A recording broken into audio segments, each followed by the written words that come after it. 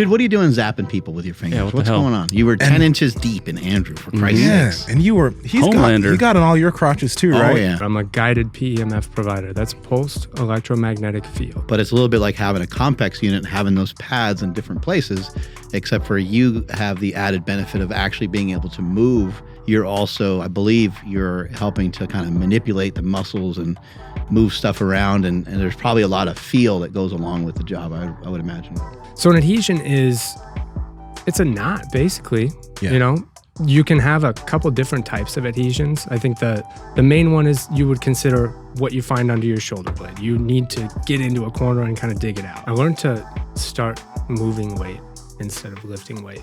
And that was a big thing that I learned from my GOATA certification. Athletes within sport that are doing a lot of movements outside of spinal compression, what are other concepts that athletes are missing out in their training that they need to be addressing or they need to get rid of? Everything an athlete does needs to be a combination and a coexistence of all three planes of motion at the same time. I'm not against lifting heavy ass weight by any means, but there's something's wrong with it. And something has always been a little bit off with it. How can you stack more muscle on this athlete that allows them to still function as an athlete? If we're trying to promote people to do a particular movement and they're having a hard time with the full range of motion and the inside ankle bone is collapsing and the knees are caving in, how good of an exercise is this anymore when you're not doing the exercise the correct way?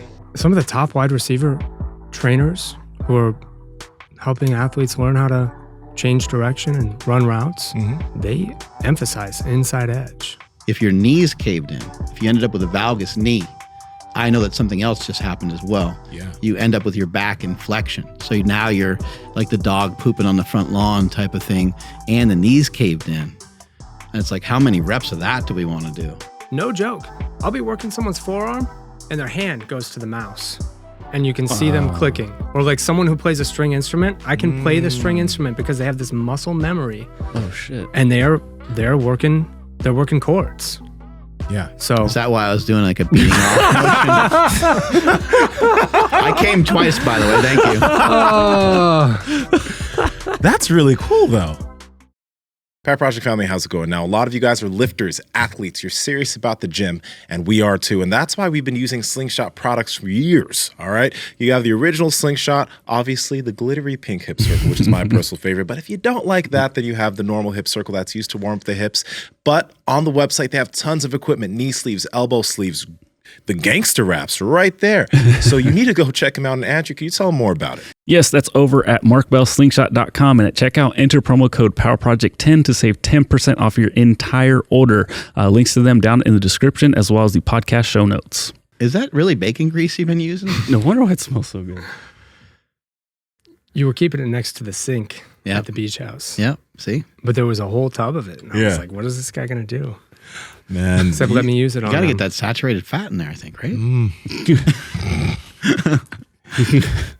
Man, you really get deep in there. you really get deep into the high hip and all that shit. How far in Nsima? It was far. Andrew said you got like multiple fingers in the butt cheek, but But there's nothing wrong with that. He got into my hip, and it felt like I had said like 10 inches deep into my butt cheek. Well, I appreciate I'm not even afraid to say that. he Thank you. Lexington steeled you. That means a lot. So what? Damn. Some of y'all get that. I get it. You get it? Oh, yeah. Hey! Lexington Steel. Oh, yeah. Yeah. I got you now. Yeah, larger than this liquid death. Talk about death. Talk about death. Death and depth. Mark, right? Mark, on the topic of black man, you gotta okay, let's what did you say before the podcast I didn't started? say 'Cause it anything killed about me. black men. I just said that people don't know how to like ask about you on the show, because like our show's getting more popular. When I run into people, they're like, hey man, like Power Project shit seems to be going really good. Like I know Andrew helps you, and like there's another guy on the show, and I just stare at them. I try to make it like more uncomfortable for them. I know what they're trying to say. I know that they're trying to ask the jacked black guy, but they won't say it, and then they'll just kind of like look at me, and they'll be like, they're like, I'm not sure how to say his name. Like they look at me like they're gonna like almost cry. Like, I don't know how to say his name. Don't make me do it. Yeah. Like, I'm not sure. And I'm like, Nsima. And they're like, yeah, that guy. I gotta say, there's nothing wrong with saying the black guy, because or the Mexican guy. You know, I mean, like I'm black, right? You're a white guy. You're a white guy. It's the B word. It's. I've heard people try to like tiptoe, be like African American, like let's just one syllable black, right? You know how to say that. You don't have to go there. You said one syllable. One syllable. One syllable. That's two syllables. That's right. One syllable. But the funny thing is, I was mentioning on YouTube. I don't know how I'd react to that. Yeah, That would be weird. I'd be like, whoa. Oh, no. Like I must have took a wrong turn wherever the fuck I'm at right now. fucking on your show. Oh, but yo, I was as we were laughing about that, it reminded me. How do you feel about you and your Latinx Dude, people? I have never met anybody that will accept the fucking Latin. That is the biggest piece of shit I've ever fucking heard in my whole life. Nobody wants to be labeled Latinx. Like, what the shut the fuck up. I guarantee you no Mexican came up with that shit. It was woke white women. Of course it was. It was like a 15-year-old little white girl. Like, it was not a fucking Mexican that was like, I want to be whatever the fuck. You know, it's like, dude, don't ever fucking use that. Ever. There, we've said Latinx it. brothers and sisters. This is stupid. I think the X is because like, you know, Latino or Latina is it's gendered, so Latinx. Because, well, I mean, is that why? Well, in Spanish, if there was one female in here, it's still ustedes. It's still like, you know, it's still you guys or, you know, nosotros. It's not like we're not going to be able to say like all of you as in like male and female. Like it's always masculine, no matter what. Just like when you say you got, like, you can talk to a crowd of girls and just be like, all right, guys, come here. Like, it's just a thing. So they were just like, oh, how do we correct this masculine thing where if there's all girls, you can, you know, say, you know, whatever, female. And then if they're all boys and girls, it's automatically defaults to male. It's fucking dumb. Seems like we're trying to correct a lot of the wrong things in this world right now. Yeah. Yeah, man. Why are we focusing on something like that? We're focusing on a lot of things that like failed, I think, you know, and then we're trying to like make up for it. But I don't know how well that works. I think maybe just focusing on like what we feel is going to be better moving forward might be better, but I don't know. Hard to say. Dude, what are you doing zapping people with your fingers? Yeah, what What's the hell? going on? You were 10 inches deep in Andrew, for Christ's sakes. And he's Homelander. got on all your crotches too, Oh, right? yeah. Yeah, he did the thing where, so like he's above the shorts and then he's like getting deeper and deeper into the like groinish area. Pretty sure like, we could you think sue of- him. There's and three then, of us. But then Yeah. he went in on the other side and connected, so it was like I was not wearing shorts. He's like, you think a penis pump's effective? Wait and see what this will do. It was shocking the area. It was shocking. I need to correct something small since we're on the topic. okay. I was How 10 inches small? deep Like, you in guys are way Andrew's wrong. glute. Yeah. Okay? The Yeah. glute. But I'm a PEMF provider. I'm a guided PEMF provider. That's pulsed electromagnetic field. I use a box called the Electrons Plus. And the Electrons Plus allows me to use my hands like pads. Instead of laying someone down on a bed and putting a couple cushions, couple pillows around an affected joint, I can guide that current and that frequency in a concentrated fashion to pain points, or I can just work a whole body session and find what hurts or find what doesn't fire. It's amazing. It's a little bit like a Compex, except for you don't have, I'm sure there's a lot of differences. You can go ahead and explain that in a moment. But it's a little bit like having a Compex unit and having those pads in different places, except for you have the added benefit of actually being able to move where the pads are just in a fixed position. And on top of that, you're also, I believe, you're helping to kind of manipulate the muscles and move stuff around. And there's probably a lot of feel that goes along with the job, I would imagine. Yeah, for sure. First couple weeks I used the device, honestly, I felt like I was just going rigor mortis, like totally locked out. But as the sensitivity dropped for me, I was able to start to feel more. So as I'm working from origin to insertion on any muscle, a lot of times I can feel those crunchies. And then when we find that adhesion, we can start to stack modalities and start to smooth that out, whether we're scraping, whether we're doing some kind of active release. You know, depending on the professional that you're working with, they're going to have a technique that's going to help you release something that's either not firing or suboptimally firing. When you say adhesions, by the way, because like, again, there are still people that are like, oh, you can't get rid of adhesions. What is it that you're talking about? So that people, like, if they're going across their body or rolling on certain things, they know what an adhesion is. So an adhesion it's a knot, basically. Yeah. You know, you can have a couple different types of adhesions. I think the main one is you would consider what you find under your shoulder blade. You need to get into a corner and kind of dig it out. There are adhesions that present almost like, you know, the analogy I use is ground beef almost. You feel like you're working with some kind of hamburger because either an injury, lack of nutrition, lack of sleep, breath, those kinds of things are not going to allow you to build strong, smooth muscle that fires all the way through. So those are two major places that you'd find adhesion. But, you know, there are other places too. Scar tissue is going to kind of prevent the fascia from being able to fire all the way through too. So if you've got a scar or some kind of traumatic injury, that's going to give you adhesion too, because the body's going to try to recover itself. Do you think that some of the pain that we get ourselves into, or some pain that happens to us, is a result of maybe us just not having a good enough understanding or knowledge base? Like you mentioned that you were in a lot of pain years ago, and if you could describe, like, did you do something wrong in order to get in pain like that, or you just have a misunderstanding of something, or do you think it just sometimes shit just happens? Some of my big experiences with pain revolve around my training for football. I took a helmet, I took a shoulder pad to the head when I was 15 years old. Ooh. I ended up with a mild herniation in my cervical spine. I visited an orthopedic surgeon, and who is this fucking guy that did this? And they said, "You're done playing football. We'd like to cut you open." Now, we didn't really have the cash flow to do something like that, so we quickly looked for a second opinion. And I ended up seeing a chiropractor. Shout out Aaron Martin in Ankeny, Iowa. This guy fixed me up, and I was back on the field in like 6 weeks. What did he do? Just chiropractic adjustment. Okay. I had some massage, a little bit of e-stim.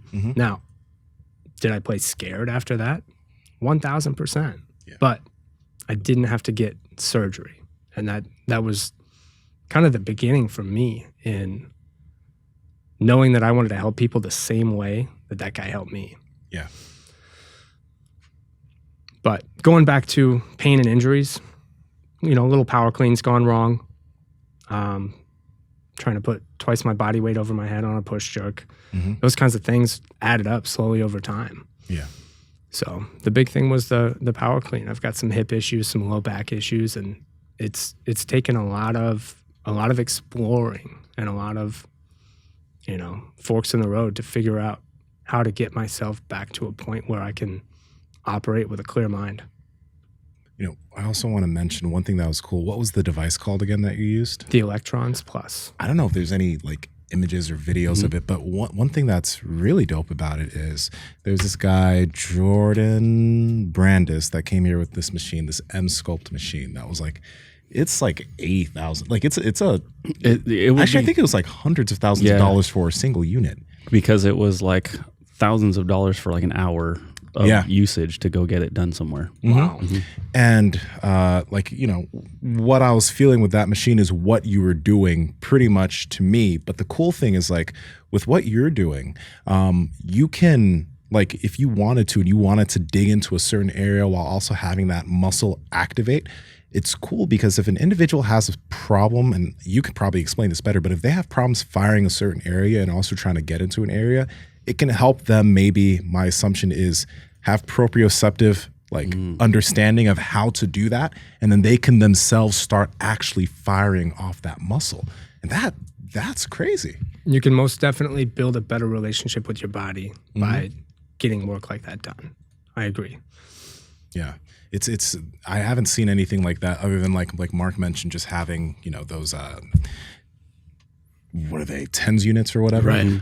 But there again, it's localized, and if you wanted to feel it in other areas, you have to move it around. But you're able to like manipulate people. So that's I think that'd be useful for a lot of people. Yeah, and really quick, because like we keep comparing it to a tens unit, because it's just like the first thing that comes to all our minds. But like I very much dislike a tens unit. Like when I would go to a chiropractor, I would be like, put it on the very lowest setting possible. They're like, oh, you're not going to be able to feel it. I'm like, then that's perfect, because I do not like it. Give me that. Yeah. So if you can imagine, like when a tens unit sends its current out, it's like a quick spike and then it goes away. Quick spike goes away.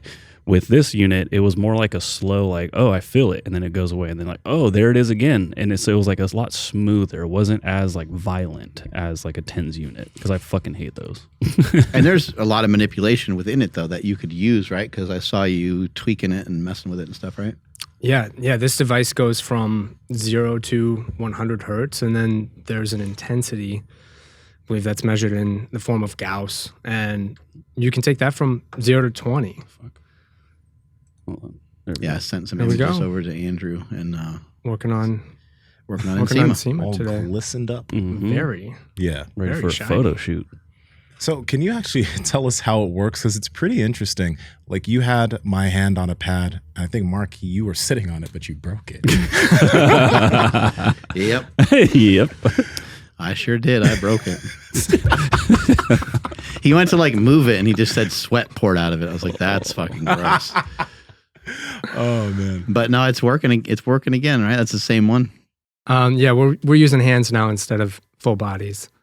So as long as we stay away from the outside of the Oh, plate, I see. we're good to go. But I'll have a new one by Tuesday. No worries. So you're curious How it about this works. actual process, right? Yeah. We've got a capacitor and an electromagnetic coil inside this box. Of course, there's a power display that allows me to moderate the intensity and the frequency with which we're pulsing.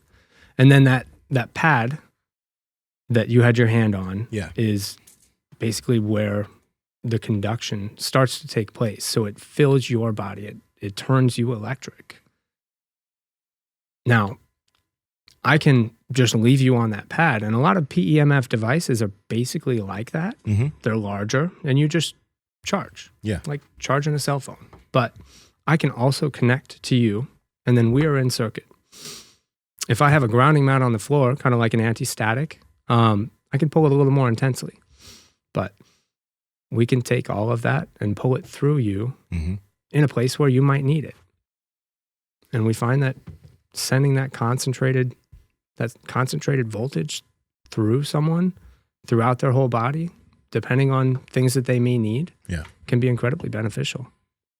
What are some other things that you've been exploring and messing with to help yourself get out of pain? Because we know that like therapy can be really useful. It can help a lot. And I'm sure you mentioned you had a great chiropractor, and then you have pursued this endeavor as well yourself. But has there been like particular training? Like, do you still power clean? Like, do you still do some of those things, or did you personally find for yourself you maybe had to abandon some of those things and learn more so that you can be healthier and get yourself out of pain? I learned to start moving weight instead of lifting weight. And that was a big thing that I learned from my GOATA certification. The greatest of all time actions. Shout out to Coach Gil, Gary, Ricky, Cody. I mean, those guys helped me learn about my body and how it works. And now I'm sharing that information with everyone I meet. And a lot of times this device will help me confirm everything that I've learned. I've got someone who's a heavy pronator. A lot of times they're going to have an overactive outside, and then the inside, it's just shut off. Yeah. You know, we're looking at post-tib and peroneus. Like those are constantly under battle for control of the ankle. You know, we've got the calves and the tibs playing a role too, but we've got so much going on below the knee. And every time I see someone who tends to pronate, who tends to have a collapse in the foot, I know what to look for every time. And it just confirms what I learned from these guys.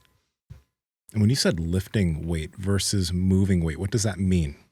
Love pushing sleds, love dragging sleds. The Henny press is another incredible option. It's just anything that you can do to put tension on the muscle without compressing the spine. Okay.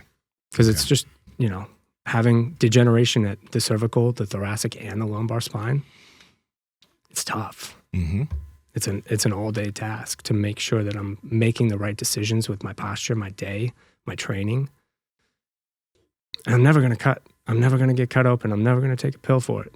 Yeah. So we're moving weight instead. Do you mess around with like deadlifts? Do you mess around with any compression of the spine? And could one make an argument that there could be some benefit to it in terms of like bone density and things like that to do some versions of training that are like that? The fun thing about, the scientific studies that say deadlifting is great for bone density is the funding. Who wants that study to say that it's the best option for building bone density? Walking, jogging, and running or climbing stairs, probably equally efficacious. Because you're putting in more reps. Mm-hmm. It's an endurance-based activity instead of a strength-based activity. But those steps count for something. So to get back to your question, the closest thing that I have to a deadlift is a hinge. I send that butt back as far as I can, and I'm in control of the hips and the ankles, making sure that they remain synced. Because that's one of the things that, and this is, probably something hard to visualize, but that's one of the big tenets with this training with GOATA is we have to maintain sync of the hip and the ankle with locomotion, with our everyday life. But if we have a foot that's collapsed, that ankle is no longer in sync. We're no longer grabbing the ground, scooping it, and sending it away. Mm-hmm. So we've got to maintain that scoop and maintain that synchronization, hip and ankle. You'll still use weight, though, and you'll still use load, but it will just be maybe in the form of like a weight vest or maybe holding on to a plate. Exactly. But that has a degree of challenge to it that even somebody who can deadlift a lot of weight, who feels like they have a strong lower back, will find out quickly that these exercises are also very challenging for the body, for the spine. And so I think someone could make an argument that, while being able to deadlift heavy weight may help you to be massive, it may help you to be able to be strong in some of those particular movements. There's also a lot of other variety that you can probably mix in, and you may not be missing out on anything if you're doing other forms of training where there's a load. Agree. Yeah, absolutely. Any of that unilateral stuff, it's incredibly challenging, and it's gonna make sure that you are best suited to maintain that balance, or at least approach the balance. Something that comes to mind when you're talking about moving weight is like even a kettlebell, because you can move it like literally in a ballistic type of fashion. So what are some other tools? Because you mentioned sleds, right? So what are some other tools that you would believe are good in terms of helping individuals still utilize some load but move weight without that spinal compression? And in general, are individuals within GOATA, are they against those types of movements that do cause spinal compression? Like there's not really a benefit for it that other things can probably replace it with? I will say this. I think we're really young in this journey of learning and developing a movement system. There are a lot of systems out there. Things are evolving, things are changing. There's a chance that there may be some sort of development of loading because things have changed even since I got certified in 2020. Yeah. But for now, the wall is our friend, isometric is our friend, crawling on the ground is our friend. Mimicking the patterns of the most durable is really what we've been looking to do for the most part. Okay. Some of this may also be more, it might be of more benefit to somebody that already has compressed themselves, right? Yeah. So there could be individuals out there right now that feel athletic, that don't feel compressed, that maybe for various reasons, they haven't had a lot of negative impact of weights. And therefore, maybe they can be multifaceted and be able to handle still doing a variety of things. That's one thing we say a lot is normally the GOATA coaches are getting the broken toys. The guys who are already working well, so they think, or who don't feel like they're ready for an injury, they look at what we do and they're like, I'm good. Because they want their weights, because the weights make you feel big and strong. And then you've got the validation from your teammates or coaches that, yes, you are big and strong, you know? And I get it. I've been there too. I set a couple records within the high school that I lifted in, and it was fun. I missed that, but didn't miss me. There's a lot of lifts, you know, that people are doing that are, you know, done with like crazy form, especially when it comes to like high school athletics. People teaching like something like a power clean or a squat. Sometimes these lifts get really messy, and it's tough. Like these are tough things to teach. They're tough movements to teach. And a lot of times when somebody goes to do a clean, it's very difficult for their feet not to end up just kind of pointing outward quite a bit. Yep. And you see it a lot, not necessarily high-level Olympic lifters. They are able to figure it out, able to handle it pretty good. And they're able to get their feet straight. Some of them look incredible. Yeah, they're able to get their feet straight, and they're able to – but I think sometimes, I think as coaches, high school football coaches, strength coaches, I think it's just like, oh, that guy just lifts that way because that's that guy's body. And that other guy lifts that other way. And I'm not even going to bother to try to have the guy train with his feet straight or just try to keep his heels on the ground because he doesn't have the mobility for it. And really, you should probably ask the guy to do something different. You should most likely do a different exercise or find exercises that the whole team can participate in where everyone has really good form and technique. But it's almost like there's not time for that. You know, the football coach, you know, has, you know, certain things that they want to do. And even when a parent brings a kid to a trainer or coach, one of the first things they'll ask is like, you're going to have them do power cleans, right? You're going to have them deadlift and like they're kind of looking for these movements that have been around for a long time. And then there's also the weights are a real easy way to mark off and to say like, oh, we did that. We did that with that weight. That leaning up against the wall thing with the 45-pound plate, I don't know how that registers. Yep. I don't have anything. I don't know how hard that is. So I hear it over and over. Yeah. Parents will say, but how are you going to get my kid strong? How are you going to get my kid fast? What are you doing for that? And they'll sit through a whole workout. I said, that's not it, right? But it is. That and moving, playing the sport, you know, hitting balls, shooting jump shots. Shout out to Torque, though. That tank, it's incredible. Yeah. Honestly, secret weapon. I'll tell you all now. The Torque tank is a secret weapon. So yeah, I saw you using it today. Like I think you were on your knees using it. Yeah, little crawl. You were crawling with the tank? Yep. I'll crawl with no support to start. Really nice decompressive movement. Helped me a ton when I was still struggling. We can do a little. It would take 10 seconds. Okay. But yeah, I'll crawl with no support, and then I'll push the sled with no feet. So I'll do it from the knees. The Venom knee pads are highly recommended, but you know, if you're tough, you can do it no knee pads. And then you're walking, and then you're running. Crawl, walk, run, swing, strike. So let me ask this: when it comes to like when you guys see high school lifters lifting or athletes, let's focus specifically on athletes, so not powerlifters or bodybuilders, but athletes within sport that are doing a lot of movements. Outside of spinal compression, what are other concepts that athletes are missing out in their training that they need to be addressing or they need to get rid of? I think the ankles and hips aren't given the right lens. The way we're doing groundwork, I think is fantastic. And the earlier we can get someone on the ground, opening up those ankles, hips, knees, the better. Because the older you get, the harder it is to be able to achieve something like that, sitting on top of your shins. It's damn near impossible. But if you're 14, 15 years old, you probably do it. You better keep doing it. If you can bring that hamstring to the calf, you're doing pretty well. Anything they need to get rid of, I mean, just not supervising, you know? Just try to get this in front of you. Thank you.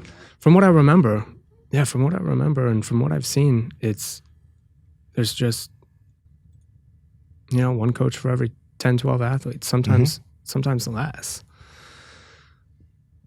You can't make sure everyone's doing things appropriately. And they've got numbers on paper, and they're going to go for those numbers that the day calls for. Yeah. Hell or high water, because they know big and strong is how they do the job on the field. At least that's the message they're told.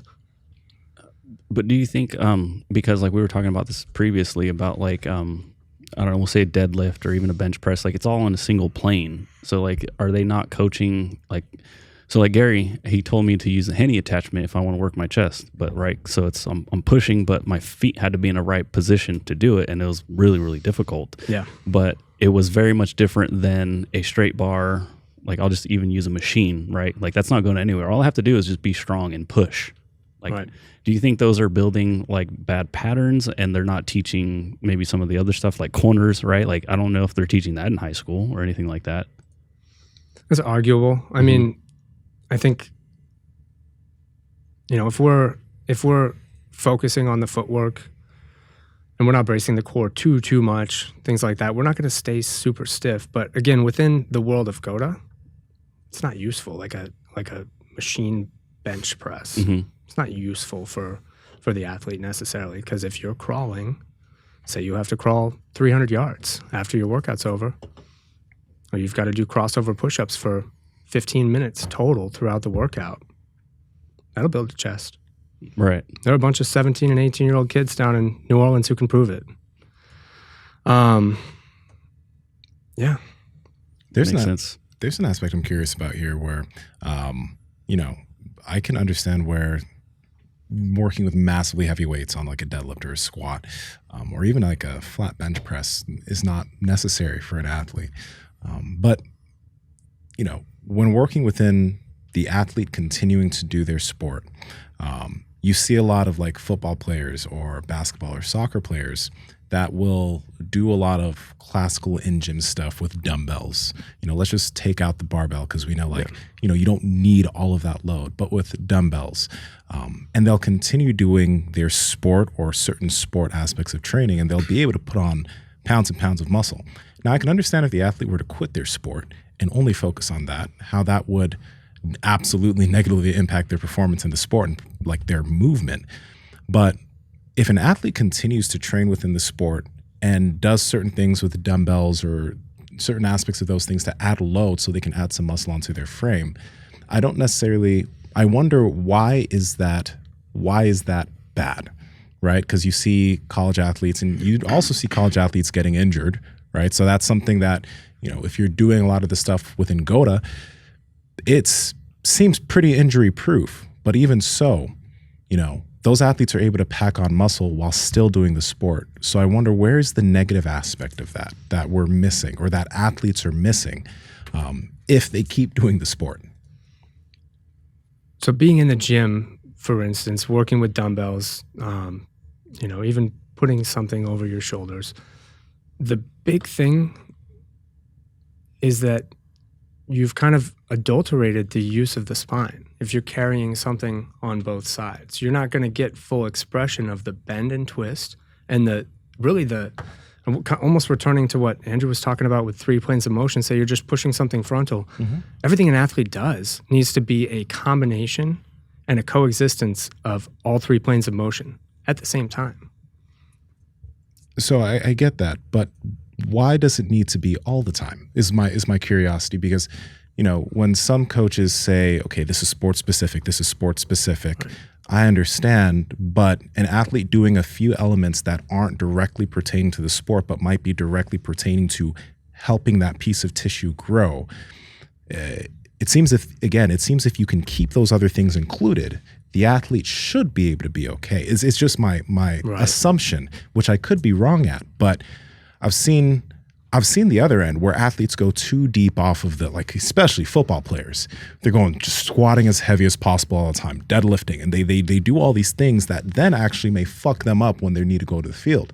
But if you have some elements of not working every plane, as important as it is, some elements of that, along with elements where you are working all these multi-directional or multi-planar movements and still doing the sport, I don't see where the negative lies. You know what I mean? Like, I don't see how an athlete doing some dumbbell benching, let's just throw out some movements, dumbbell benching, some lateral raises or whatever, some of these movements, while adding in some multi-directional movements, and their sport, I don't see where the big negative is, as long as the athlete can balance these things out and then also make sure not to work with loads that are far too heavy where they're then risking injury.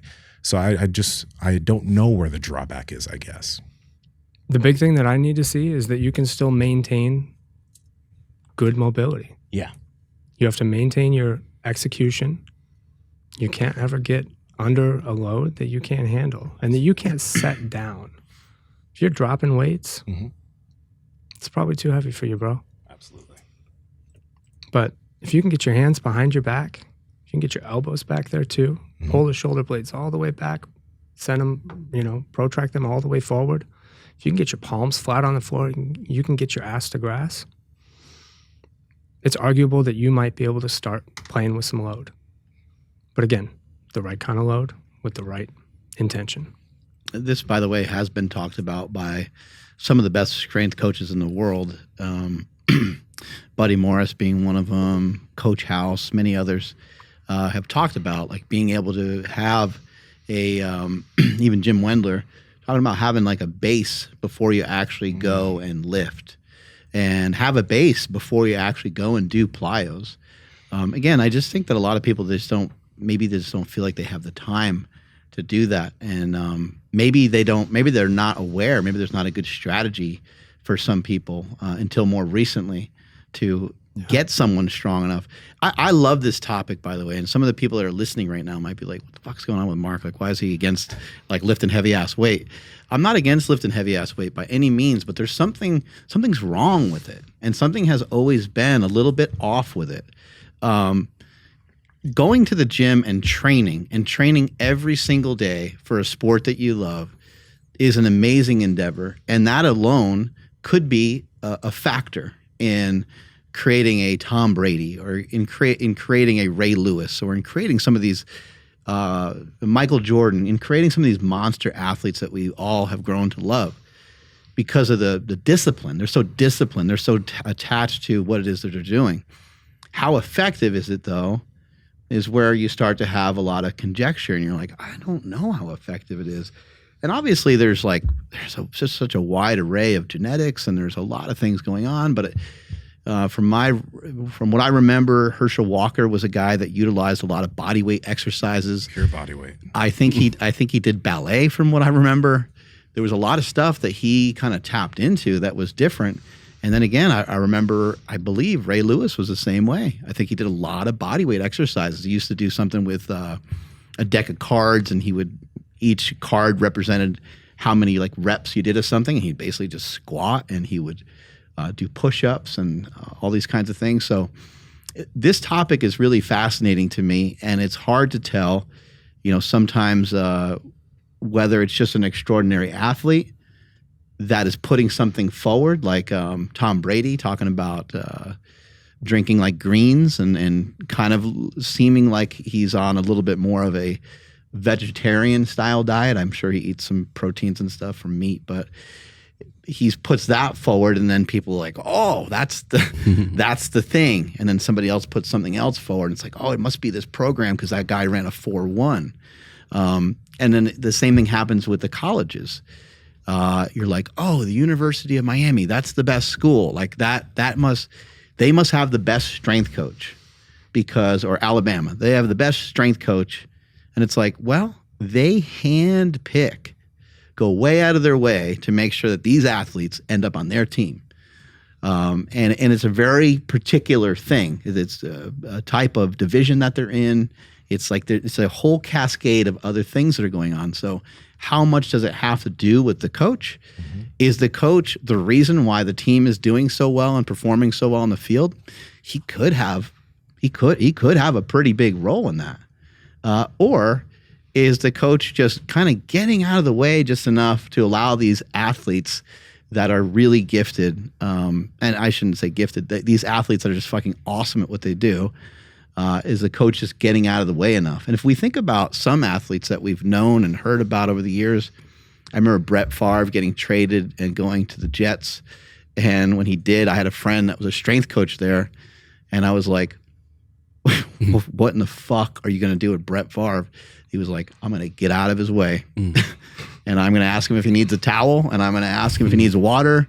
And I'm going to listen to him. And like, if he wants to try certain exercises, cool. If he doesn't, I mean, these guys are making so much money and there's so much on the line sometimes when it comes to that style of athlete. It's hard to really know what's right. You can't just match it up. There's not going to be a study that probably gives us evidence of this, but we all know that there's a lot of guys. So some of the strongest, most freakiest athletes on the team are the guys that are riding the bench, the guys that are sitting the bench. They're fucking jacked. They got some great genetics for that thing of being like muscular and being strong. I mean, I bet you can probably go to a lot of teams and you can probably check in and say, you know, who's got your strongest bench, squat, and deadlift, and that guy's probably not all the time, but he's probably spending a lot of time on the bench. I'd love to speak on that. Some of the best athletes on the planet grew up with nothing more than hills, jump ropes, and speed ladders. That's it. And a desire to get out of the situation that they're in. I think that's, you know, something we really need to consider. One of my best athletes, after a couple weeks, I'd say a month, this guy's destined, by the way. He's going to be in the big show. He'll be playing in the MLB in no time. But after about a month, that's what I was doing. I was just getting out of his way. I Said, hey, he'd show up and say, I've already done my warm-ups. He did them at home so that he could use the tools that I had for a longer period of time. Does his reps all day, every day. He does the homework and then some. Yeah. He's relentless. Yeah, that kind of athlete's going to show you how to be great, right? In some ways. You're going to give him the guidance, give him the tools, give him some of the exercise and movements. But ultimately, he's going to be the guy that shows you the discipline. Andrew's on cleanup over here. Appreciate you, man. We got John Cena full of oh, man. Full of caveman nitro cold brew. Cena's going to be wired as fuck. He's got that black coffee on his feet. Yeah. Always. That coffee's black. But see, this is like, that's something that I totally get. Like when I was in college, this is fun. When I was in college, thank you, Andrew. You know, before I played college soccer, I never really did a lot of barbell work. I did a lot of bodybuilding stuff because I didn't run for 3 years when I was 13. So that's when I started working out in the gym. I did a lot of dumbbell work. I gained quite a bit of muscle. But when I got into college, you know, the college strength coach started having us do barbell squats and deadlifts. And you had some guys that were going into the weight room and they were coming out like their lower back was feeling it. Like even myself, I didn't know how to squat well to depth. And I thought, oh, because I'm a tall guy, I can't hit depth well. But I just didn't understand how to root my feet and squat correctly, right? So I wasn't leaving the weight room feeling good to head onto the field. But this is what the strength coach thought he had to do. He thought these are the ways that he can get these athletes big, even though some of those movements may have not actually been beneficial for us as athletes. And nowadays in my training, I do a lot of stuff that helps me with my movement and mobility within deep ranges. And I can see that immediately benefiting me in terms of jujitsu on the mats, right? So what I like about all of this is that athletes are understanding how to maneuver the world and their body in the best way possible, meaning they can do all these crawling things and they can do all that naturally. They look like animals, right? But then you realize if they're running on a field and they're having to shift back and forth between whatever and do that in a smooth fashion where they don't need to think about it, that makes a lot of fucking sense. Rather than putting that athlete in a weight room and just stacking pounds and pounds and pounds of muscle on them, but they become muscle bound. So I can see how this works in application. It's just like while doing all of that, how can you potentially stack more? But if this athlete needs it, how can you stack more muscle on this athlete that allows them to still function as an athlete? So that's a thing that's missing. Like what GOATA is doing, what WEC is doing, a lot of these movement coaches, what they're doing is missed on a lot of young athletes because a lot of young athletes are forced into the gym. But now, okay, if we can get this, how can we then still stack some fucking meat on these athletes while allowing them to be mutants on the field? It's beautiful. I mean, it's rest, recovery, and nutrition. Yeah. The weights help. They're a catalyst, but you still have to sleep. You still have to breathe well. You still have to eat right. And if you don't, nothing's going to happen. Mm-hmm. Or it's going to be gains that don't serve you well on the field. Yeah. Yeah, it is interesting. Like some of what you mentioned, the coach talking about people lifting, the coach sometimes having a record board. The coach will be like, "Hey, I want to gather everybody up. Hey, like we'll bring Nsima up. And Nsima's been doing a great job on the squat. We know he struggled with it, and today he got a PR." And everyone gets all fired up, and then bring up another person, and they're admiring that. And then Nsima gets to wipe the other guy's name off the board and put his name on there, kind of thing. And that's like what the thing is kind of glorified. But it does seem like, to some capacity, it does seem like it works in terms of maybe the encouragement of like lift big, eat big. I'm sure there's other things that are going on, like with the athletes, gaining some size. Like you mentioned, there's probably a lot of life habits that are happening that are assisting a ton with that. And when you take these high school kids, especially, but even higher level athletes, like we saw Jordan make some drastic changes. I don't know how much weight he gained, but it looked like he put on quite a bit, especially later on in his career when he's struggling against the Detroit Pistons and stuff like that. So it does seem to work to some capacity. Are you kind of, from the things that you've learned, have you kind of just seen that, like, maybe that muscle that they put on, even though they have more body weight, maybe it's still to their detriment in some ways? Potentially. I will say one, to take a quick detour, one tool that's been really fun for me and I think would really benefit athletes is EMS style training, those bodysuits. If you're working athletic style movement and you have this device, another one, Taking that away let's from just me. just get the. Actually, you know what? Just take a shot over there into the. See if you can make it in the trash can. Is it empty? Oh God! You're Don't pretty put that good. on me. Don't worry. on, Nsima tries it every time and misses. You're pretty close. Once in a while. You should be able to do Let's it. see. You're good. Left-handed though. From over there. Oh, well, he's, Yeah. Let's see. go. All right, let's go. yeah. Oh. There it is. Got one. Totally redeemed yourself. Thank you so fucking much. You I'm gonna are- wipe this down later. I worked in You're all restaurants good. for 15 years, and the busser in me is just pulling his hair out. You are That's where I started. 175 feet closer to the basket than Nsima is. So Where were we? EMS. EMS, yeah. bring that shit up. People getting electrocuted while they're Good training. Lord, yeah. I do the electrocution for recovery. I do the electrocution for a workout once a week. It's great though. You put on some long underwear, you look like a fool, but I then you was get telling him that he needs strapped to up. go around with his hair like Einstein, like being like, "I got the thing for you," like, and chase people around with fucking lightning bolts coming out of his fingers. Oh man. So what does that do for an athlete? Like, because I think I've seen people in the NBA. No, Yeah, Joel Green was talking about it. Joe Green does them, yeah. The place I go, Tumo Studios, Joe is my guy in Tampa. You suit up, you're connected to basically a computer board, and he's got dials for every body part, abs, shoulders, back, traps. And he's just dialing it up as you're working through body weight movements. He'll hand you a little 2-pound bar and you're curling it, or you're working rotation.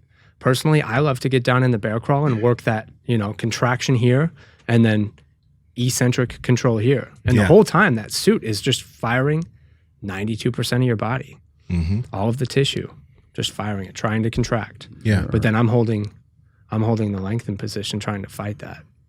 And the response is tremendous. There's a lot of terrible videos on it, but like I can't find anything decent. But at least this one shows kind of like that panel right there where you're talking about like you have control over whatever body part. It doesn't look cool. It doesn't. It's got to feel strange. Everything's kind of just moving at one time. Yeah, the whole body fires, and you can play with the settings based on what you're doing.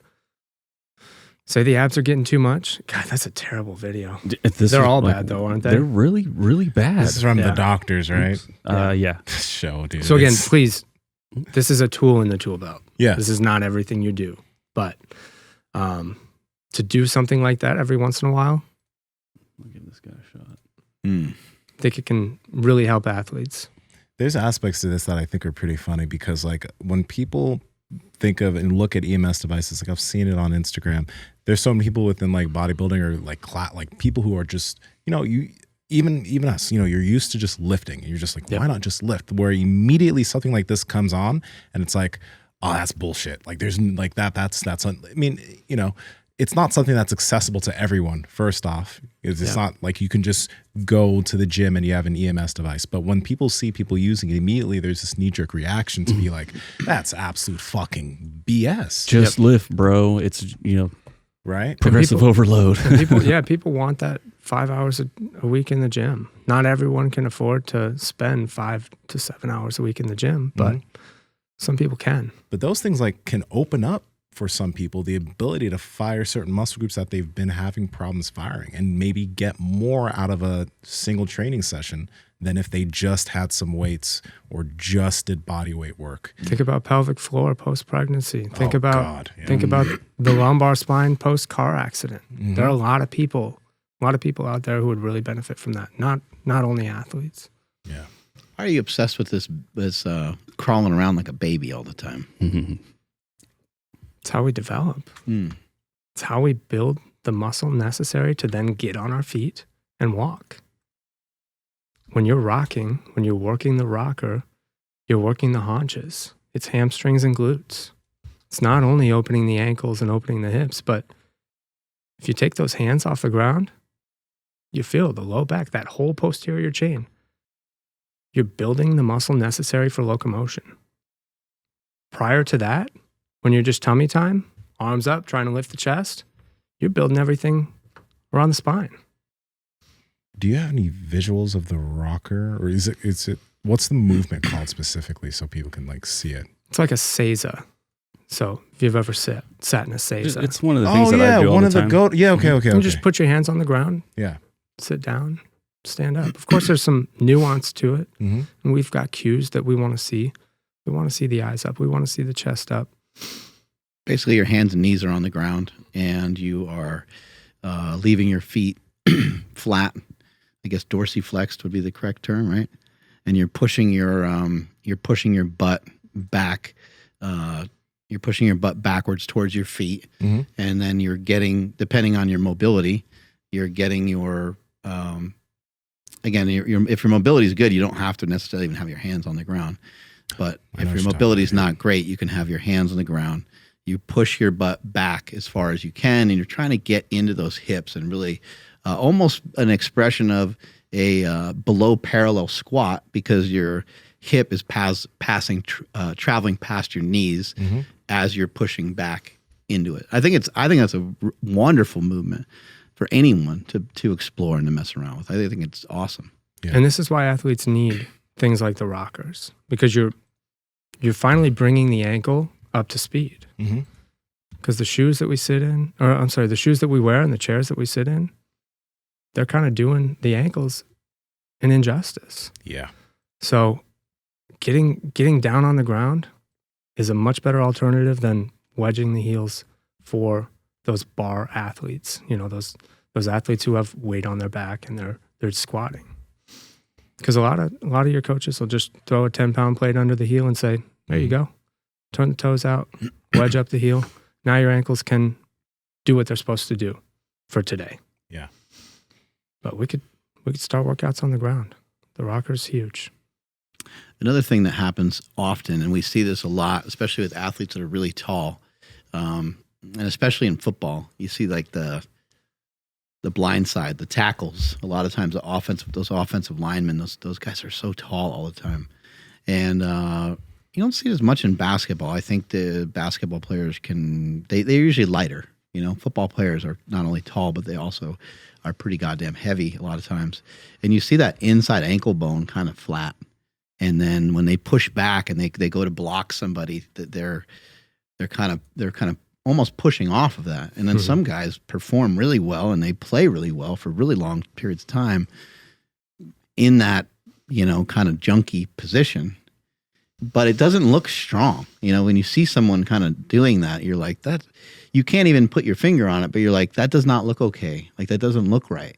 Yeah. And years ago, Reggie White would take athletes, he would take some players that would have that stance and he would just chuck them with one hand. These guys weigh 300 pounds. He was 300 pounds too, but he would just pick them up and just shove them, and he'd get right to the quarterback most of the time.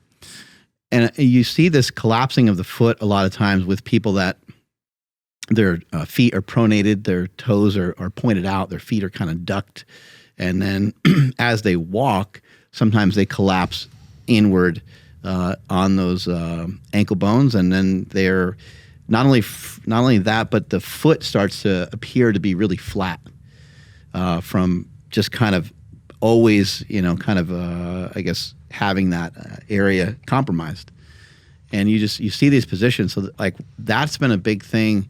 I know Kelly Starrett has been preaching this for a long time, having your feet straight. I've heard a lot of other people bring this up and kind of highlight this, but when we had Squat University, he was talking about this quite a bit. And I think that if you're open-minded and you start to think about all the different systems that are out there, and I think you can kind of pick stuff off of each one. You can say, this makes sense for me right now. This makes some sense for me right now. This makes some sense for me. And you can have your own system, your own way. You don't have to listen to somebody saying, look, man, you can only do stuff this way. You can kind of set stuff up your own way, but what do you believe in? What do you actually like? What do you feel is actually going to be beneficial for you? So when I look at some of the stuff from someone like Joel Seedman, who people think is a little crazy, think he's a little bonkers, I'm like, this guy has a really good point, because a lot of people move like crap. And sometimes in a bench press, there's been other coaches say this over the years. In a bench press, only go down to 90 degrees and reverse the weight. I'm in total agreement with that. I think that actually makes a lot of sense. Because we know that when you go down further, it's why the slingshot has sold so many slingshots. It's because it's a device that was necessary for a lot of people. A lot of people were in a lot of pain from the movement of bench pressing. I'm a huge fan of it. I've always liked the exercise, but it can be damaging to have both. There's not a lot of scenarios in life where you have both your arms pinned behind the midline of your body. Your elbows are behind the midline of your body. You have a ton of weight across your chest. It's not a movement that makes a lot of sense maybe in the real world, or that you're ever going to do anything remotely close to it.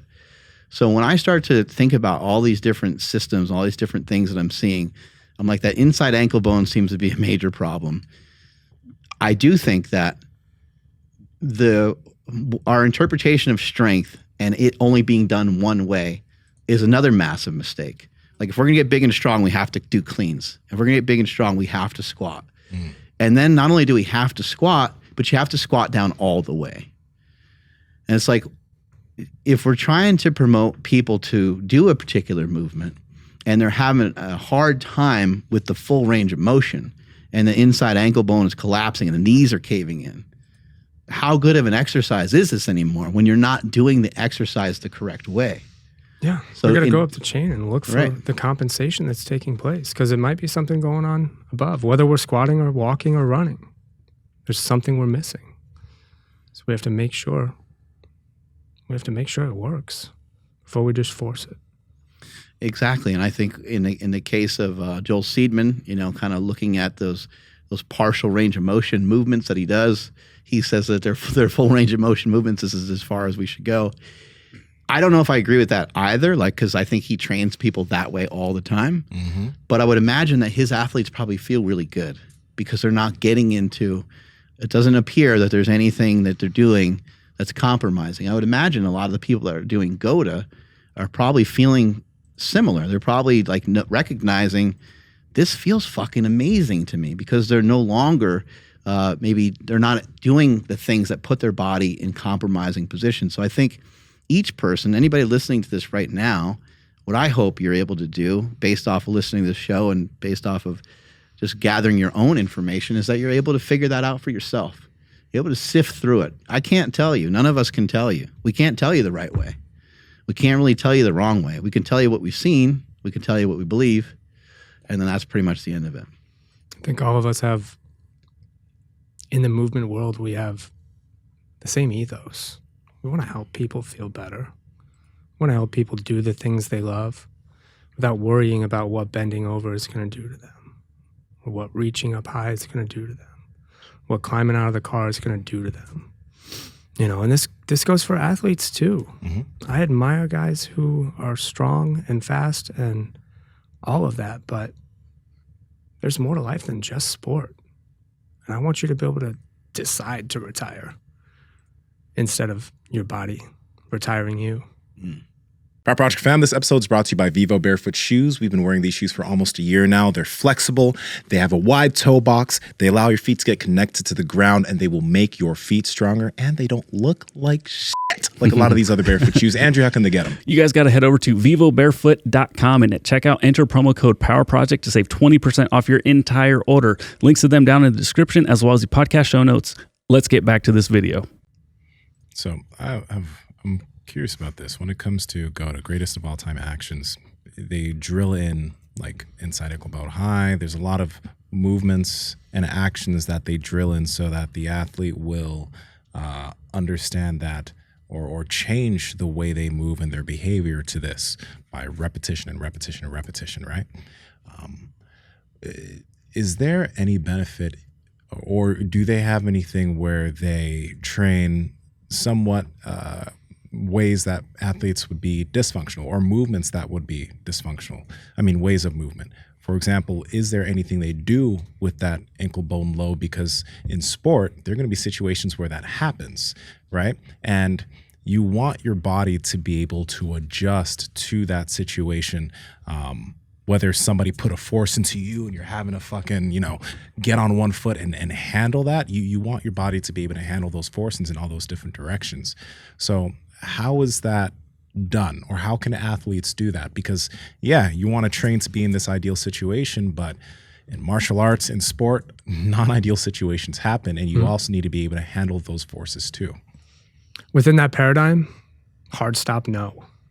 It's not something that gets trained. It's not something that is really considered acceptable. So I think the biggest input is when you're not paying attention. Because no one's going to be 100%. I find myself inside ankle bone low from time to time. I collapse my feet from time to time. I thrust my hips too far forward and sit in chairs from time to time. Yeah. But training the pattern of injury is, the way it's being looked at is not something that's happening. Because that's the way it's looked at from GOATA is, why would we want to collapse the foot? Do you think it should be explored? Like if there's video of Ben Patrick, who he'll do like a squat, obviously he does the knees over toes, which some people were thinking was incorrect. But not only will he do the knees over toes, which obviously our bodies are designed to do some of these things. And we are designed to have the inside ankle bone low. We're designed for there to be like a valgus knee where the knee comes inward. And I've seen video of Ben doing that movement and then expressing that movement and like doing it on purpose. But it wasn't with 405 on his back or anything like that. It was just done with, I think, pretty much like body weight. So aside from what you learned, what do you think personally? Like, do you think that should maybe be something that is trained or explored at least a little bit? I'll tell you this. I know the way it makes me feel to collapse my foot and push my knees in. I don't personally want to do it because of the way it makes me feel. I've had some issues with my right knee. It doesn't click anymore. It doesn't give me trouble. So, but I know that if I went back to pounding box jumps and allowing that right foot to collapse the way it used to, it might. Yeah, I don't personally want to go there. Yeah. I do understand that. And I think this in of itself, this concept is something interesting because For example, if an athlete comes in broken, and not even broken, I shouldn't say, but they come in with dysfunctional movement and they come and they start doing GOATA work, it doesn't feel good because it feels different for that athlete. It doesn't feel ideal. After drilling that for a while, though, and it becomes part of their behavior, it then feels good to be doing and moving in those ways, and it doesn't feel good in the ways that they were moving before. But that's why I think it could be beneficial, especially for athletes, because in sport, there's so many inconsistencies and so many things that you don't know what way you might move, to learn how to handle those. For example, knee valgus, inside ankle bone low, right? There are so many images in basketball, soccer, and different sports where athletes will get themselves into those positions when they have to go. Like, it would be ideal to go into that direction inside ankle bone high, but sometimes quick forces, you want to be able to do that on the fly and not break yourself, right? So there could be benefit in learning how to do those inefficient ways of movement with low load to no load, but learning how to handle that safely so it doesn't feel as uncomfortable as it used to. Like for me, having my knee inwards like this and putting force down like this used to be painful, but now I can kind of hang out in there because I do those movements, because in jiu-jitsu, there's a lot of instances where I'm going to be turned in like that. So I have to be able to handle that, or my body has to understand we can go in here for a little bit without being like, oh, this isn't good, snap, right? So I think that's something that can be explored more. Those non-ideal situations, how can the body handle that well without just snapping up and breaking? It is super important to train the good forms of movement because you want that to be your second nature. But when your second nature doesn't work out, can you handle that? See? I could be way off on this because I'm not a coach and I don't study other coaches except for when stuff like this does come up where I'm learning about GOATA and stuff. Mm-hmm. And it seems like I'll use it. The WOTA stuff that you're explaining, like getting in those less advantageous, weird, awkward positions. Mm-hmm. There's definitely are being coached. The only thing is that's the only thing being coached. So how? So whether it be like changing direction and stuff, they're not putting a focus on an inside ankle bone high. They're just like, get left to right around these cones, whatever way you can. And most of the time it's a heel strike to a push off, heel strike to a push off. And then, so like an athlete will literally get hurt in non-contact injury, right? They land on their heel, try to change direction, they get fucked. That coach will then take them through the exact same thing that put them in that pattern and to keep doing it again and again. So I think there's a lack of teaching more GOATA type stuff, more inside ankle bone high. I'm using GOATA and WOTA just because that's what I know. So use whatever analogy or not analogy, acronyms you guys want to use. I would say that they are already teaching this. They're not, but they're just not calling it that, right? Like when it comes to squatting and stuff, like knees caving in or feet going out, nobody's saying, hey, let's get into this this weaker position. They're just like, no, let's just squat. They're not saying, let's get into this better position at a lighter load so that way you can train and learn to get into this position more than the weaker position. Yeah, I'd love to speak on that. Some of the top wide receiver trainers who are helping athletes learn how to change direction and run routes, they emphasize inside edge. If you're making a cut and you're trying to fake someone out, you push off that inside edge because you're going to get there faster. And there is no emphasis on getting to the outside of the foot or loading that in any capacity. So you've got an ankle pointed one way because the toes are turned out, because we're collapsing the foot, but then the hips are already moving in the other direction. You see where that would potentially take you. Maybe you can train it. Maybe you can make yourself more durable. But again, what we're looking for is synchronicity between the ankle and the hip. I would we say call that the bow or the corner. I would say when it comes to lifting, it's been my experience that these things are somewhat default positions that are. They usually mean that you're at the top end of a lift. So, for example, with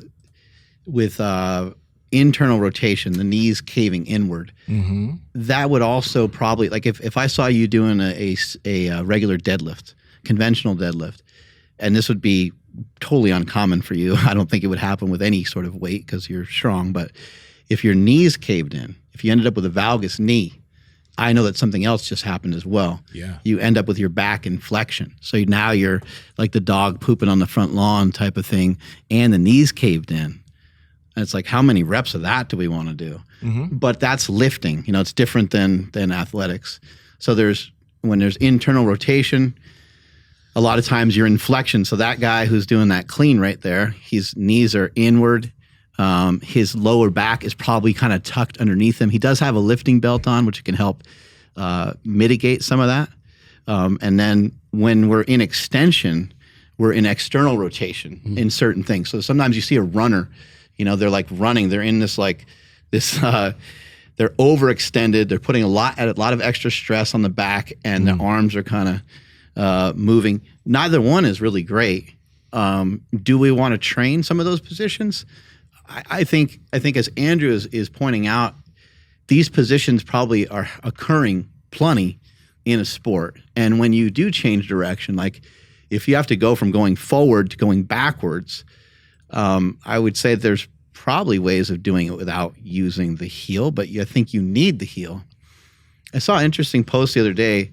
I think I sent the video or a screen capture to you guys. Somebody was talking about negative shin angle and the importance of negative shin angle and kind of training negative shin angle, meaning like something like a box squat where you would sit way back on the box and you'd have this negative shin angle. Or if you were to throw a baseball, that front foot and the back leg and stuff would end up in some of these negative shin angles. There's a lot of angles, a lot of weird things that happen when we think about a sport because things are happening so fast.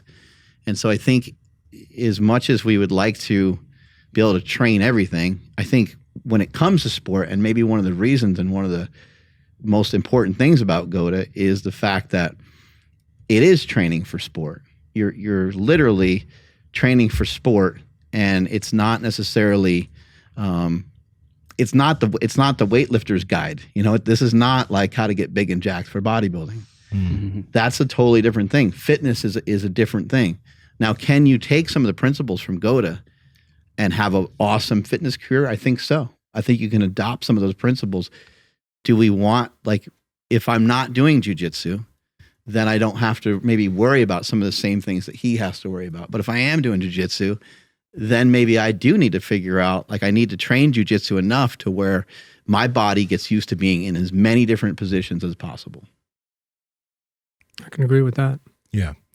It's interesting. I would disagree somewhat with what you mentioned, Andrew, in terms of the worst positions consistently being trained, because I can see that. I understand where coaches are having athletes. They're not focused on exactly what the athlete is doing, but more so they're focused on the athlete doing things as fast as possible. So trying to ingrain good movement patterns in isn't something that's focused on.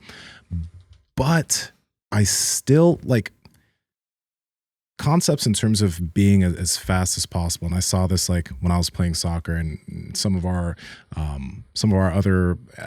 the coaches had athletes doing drills. And one of the big things is that we stayed on our toes. But by staying on our toes and changing directions on our toes, we ended up in GOATA type positions.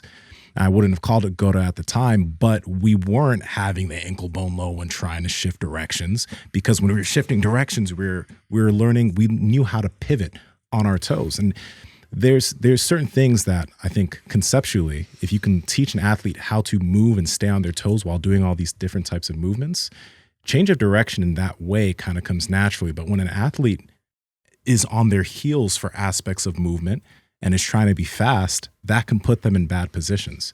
So, I mean, I get how some of these, I get the negative aspects, and I get how we need to ingrain good movement patterns. But again, it's just the aspect of when sport happens, or when people are playing sports or doing any of those movements, unpredictable things happen, and you need to be able to handle that load from wherever it's coming from, whether you're being hit on a football field, or whether you're being slide tackled on a soccer field, or whether you're being knee barred or heel hooked in jiu-jitsu. It's like there's so many unpredictable forms of movement that, I mean, it somewhat should be addressed. But I mean, I guess I would love to tell I guess a it's story. just the good aspects of movement aren't addressed as much, which I can understand that. It's interesting. I would love to tell a story about something I experienced before I was really all in on this movement style training with GOATA. I trained Ben Patrick's program for 4 or 5 months, I believe. It was one of the sales they did, and it was a lot of really good stuff. Dude, my quads were huge. And I did that KOT squat like no one's business. I was, I think, just one yoga block off the floor. I was doing a plyometric workout, working cones, just forward, backward. Hit cone 1, hit cone 2. Oh, now cone 5. I slipped in some grass, and instead of gaining my feet, my knees went straight to the floor. So I feel in that situation like I kind of created this neuroplastic situation in the gym that I carried with me into my athletic movement. Now, I did fine there. It didn't really cause any injury or pain, but I just said, I feel like I would be more apt to do this than something else if I slipped. And that's kind of where I was like, I need to go assess what I'm doing with my gym time. Because I felt like I could have maybe had better control through my feet if I were focusing on what my feet and my toes were doing with every rep I do in the gym. Mm-hmm. Yeah. That's one thing that kind of drew me back to GOATA. So there's something though, because as we've been digging into a lot of the feet stuff, we've been paying attention to that by starting to strengthen our feet and doing more things, not just barefoot, but in minimal shoes. Yeah. Like I feel my toes doing so many things in movements, and I adjust because I am now aware of that proprioceptively. So that's a concept, I think, though. Yeah. I don't think that's a thing that is unique to GOATA. I think that's No. a concept that athletes need to have when it comes to their training. 1000%. Pay attention to what your feet are doing. When you're doing certain types of squats, are you creating that torsion? And when you create torsion and you grip the ground, what happens to the ankle bone? It comes high. Are you doing that during these movements? Are you making that a conceptual thing that you're doing with all the movements in the gym? If you're not, you're in trouble. That's not unique, though. No. That is just a lifting concept that people should be having. And some people don't understand that concept. Yeah. When you begin to understand that concept, though, a lot of the ways you move turn into GOATA. Yeah. As we learn and grow, I think so many of these systems, I think I already said it, these systems are going to have more in common than they have different. Yeah. I think that's one thing I'm noticing, though. It's like the stuff that I see in GOATA, the stuff that I see in WEC, some of the stuff I see what Ben's doing, I see parallels through all of them.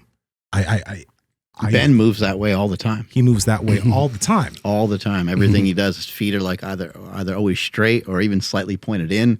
Even when he goes to dunk a basketball, he like closes everything off and feet go in. He fucking jumps through the roof. So it's like, yeah. And then Starrett is similar. Yeah. Feet are always straight. And Starrett's been preaching a lot of this stuff for a long time. And you see the same thing pop up in some of the functional pattern movements. You see these things over and over again. And I like what you said in the beginning of the show. You mentioned that we're just like really early. Like we're just really early in this whole thing with any of these programs. And these programs are young, and there's a movement in fitness. That's why we have people like yourself on the show. There's a movement in fitness going on right now that it's to the extent that I've never seen anything like it before. I've just never seen like this amount of I've never seen this amount of like argument back and forth about movement and what movement is and what strength is. And I think it's good. It's a healthy thing. Like we're in a healthy place. I think over the next several years, you're going to see more and more advancements in it. And I think nutrition science, on another hand, has kind of led us astray for a bit. I think people, not because of nutrition science, but because of people's interpretation of nutrition science and maybe some of the people that funded some of those studies, we may have ended up in the same spot when it comes to fitness because of who maybe funded particular studies to get, I mean, look, how, like you're a certified strength and conditioning coach through what means? Like, what are you teaching? You know, I can't be a certified strength and conditioning coach and go to the University of Alabama and then put everybody like on the floor.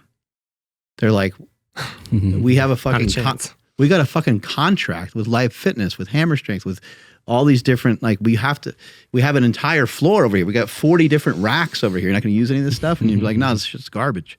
Yeah, let's hook some straps to it and do the Henny strap.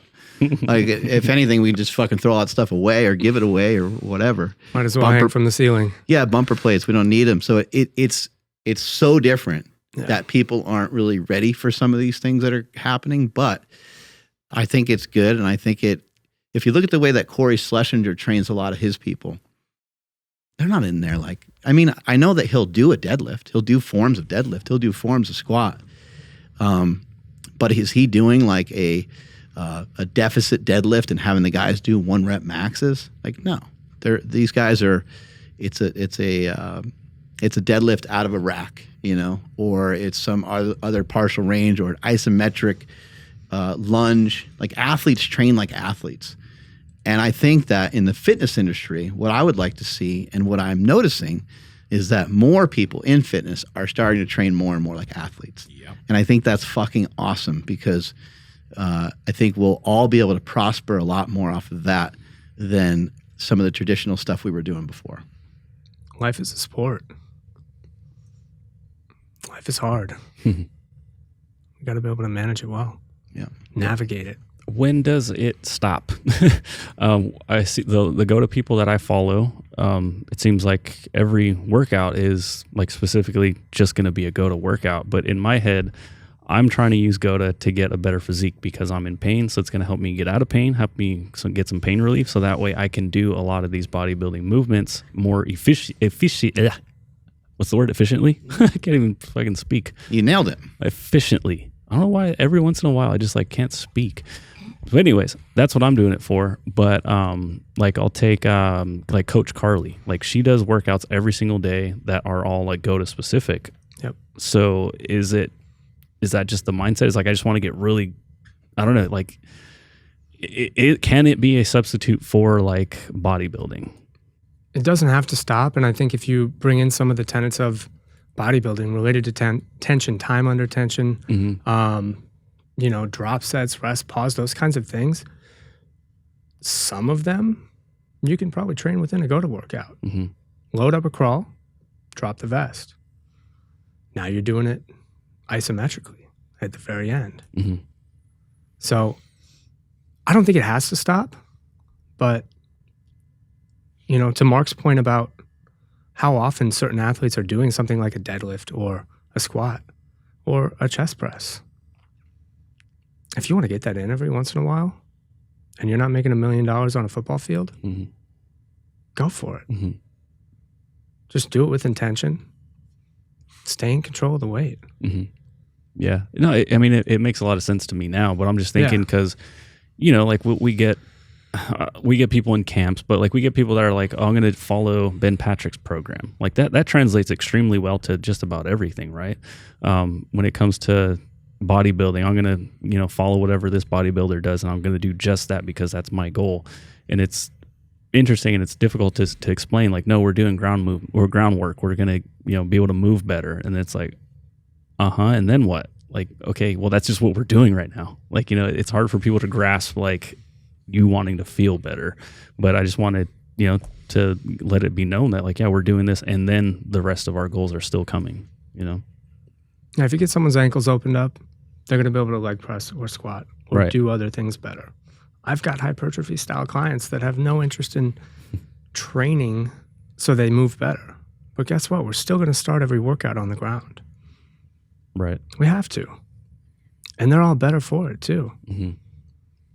It's awesome. I think one of the greatest things that Ben Patrick did is he unloaded a lot of people.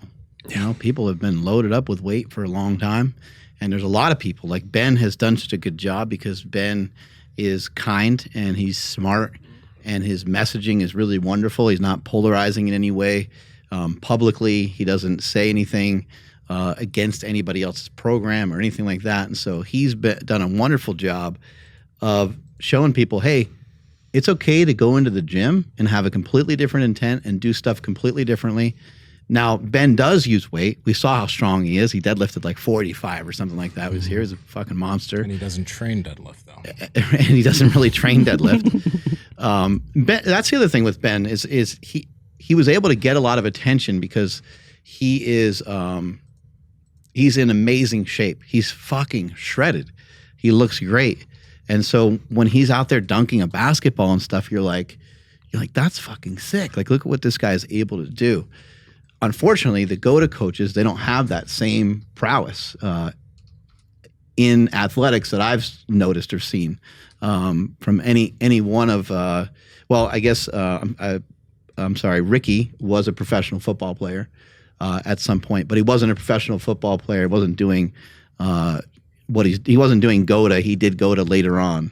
You know what I mean? So if someone like Ricky was in the NFL saying, hey, look how well I performed on Sunday, I think that would be a little bit more encouraging for some people. But again, just back to Ben Patrick, I think that he did a great job of kind of unloading people and teaching people like, hey, there's some different ways of training. I think GOATA is saying something similar. It seems like Functional Patterns is saying something similar. It's just that with Ben's message, Ben didn't say you can't lift. Ben was like, here's stuff to help fix your knee.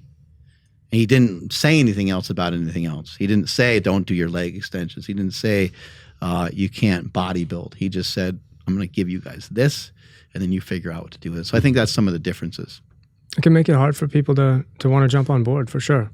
Now, to return back to, there aren't people with athletic prowess. I would argue that we do have quite a few people who have some good athletic prowess. I just meant in terms of the leaders, like Gotcha. Yeah.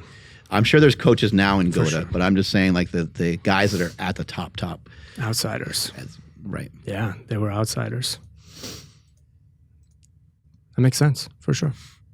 Yeah, I think, Ben being the guy that's doing it and being the guy that shares the message, it just is, it makes it super substantial, I guess. Yeah. Yeah, I respect the hell out of him, especially where he's come from. Yeah. But I mean, that's the thing though. It's like, it's what Ben does and the way he's marketed it, it's flashy because like the guy's out here dunking and he's also kind of jacked. But it shouldn't necessarily like the stuff that GOATA does put forward is beneficial. It shouldn't, I guess it is harder to market because it's not someone that's doing the flashy shit that's talking about it. You know what I mean? So I guess some people have a harder time getting on board, even though there is a lot of good stuff there. So it's, there's a give and take there as far as marketing is concerned. But even so, there's a lot of good stuff. There's a lot of stuff I really like about GOATA. I don't buy the getting rid of a lot of other things. I do by getting rid of like extremely heavy, potentially deadlifts, squats, bench. I don't see the necessity for an athlete to have to do some of those things. But some simple hypertrophy work with like dumbbells or kettlebells, I think that can be added into a GOATA athlete's program without taking away from the athlete's prowess of doing the movements and being on the field.